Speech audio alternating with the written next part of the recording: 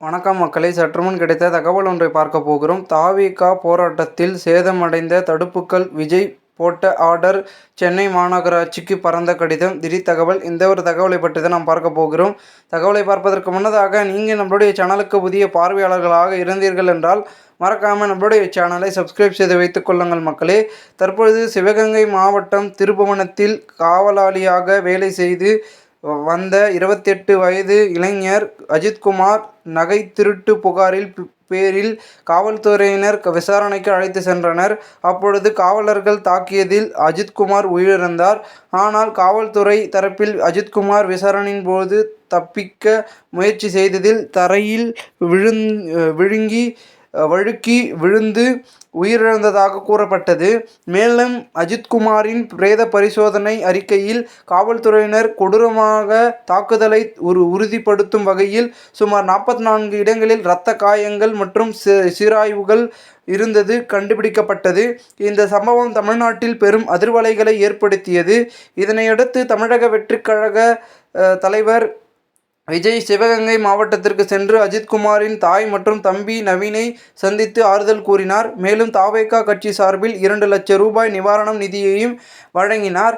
இதனைத் தொடர்ந்து அஜித்குமார் மரணத்திற்கு நீதி வேண்டி திமுக அரசை கண்டித்து சென்னையில் சிவானந்தா சாலையில் நேற்று காலை 10 மணி அளவில் தமிழக வெற்றிக் கழகம் சார்பில் போராட்டம் நடைபெற்றது.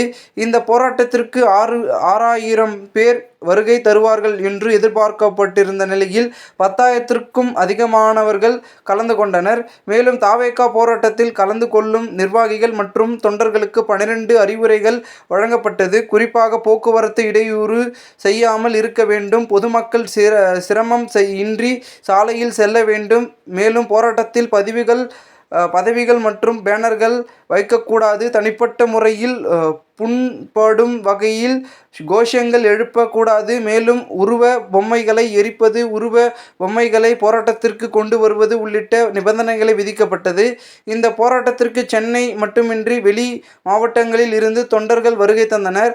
முதன் முறையாக போராட்ட களத்திற்கு வருகை தந்த தாவேகா தலைவர் விஜய் சட்டை அன்று தனது எதிர்ப்பை தெரிவித்தார்.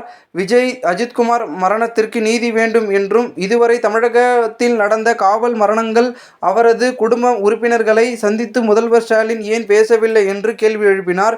மேலும் காவல் மரணத்தில் உயிரிழந்த குடும்பங்களுக்கு உரிய நிவாரணம் வழங்க வேண்டும் என்றும் கோரிக்கை விடுத்தார். இந்த போராட்டத்திற்கு சுமார் 5000த்திற்கும் அதிகமான காவலர்கள் பாதுகாப்பு பணியில் ஈடுபடுத்தப்பட்டனர். மேலும் போராட்டத்தில் விஜயை பார்க்க வேண்டும் என்ற ஆசையில் தாவேகா தொண்டர்கள் அதிக அளவில் குவிந்தனர். அப்பொழுது சிவானந்தா சாலையில் உள்ள சென்டரில் மிடிலில் அமைக்கப்பட்டிருந்த கம்பிகளில்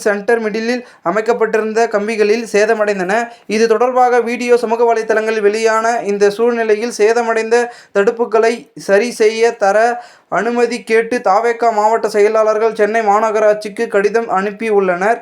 அந்த கடிதத்தில் பொது சொத்துக்கள் சேதமடைந்துள்ளது, மேலும் தங்களே சரி செய்வதற்கு அனுமதி வேண்டும் என்று தெரிவிக்கப்பட்டு உள்ளது. இந்த ஒரு தகவல் தற்பொழுது அரசியல் வட்டாரம் பெரும் பேசும் பொருளாக இருக்கிறது. இந்த ஒரு தகவலை குறித்த பொதுமக்கள் உங்களுடைய கருத்துக்களை கூறுங்கள். இதுபோன்று நீங்கள் அரசியல் சார்ந்த நிகழ்வுகளாம் தினசரி தெரிந்து கொள்ள நம்முடைய சேனலை சப்ஸ்கிரைப் செய்து வைத்துக் கொள்ளுங்கள் மக்களே. நாம் அடுத்தடுத்த வீடியோவில் சந்திக்கலாம். அதுவரை உங்களிடமிருந்து விடைபெறுகிறேன். நன்றி, வணக்கம் மக்களே.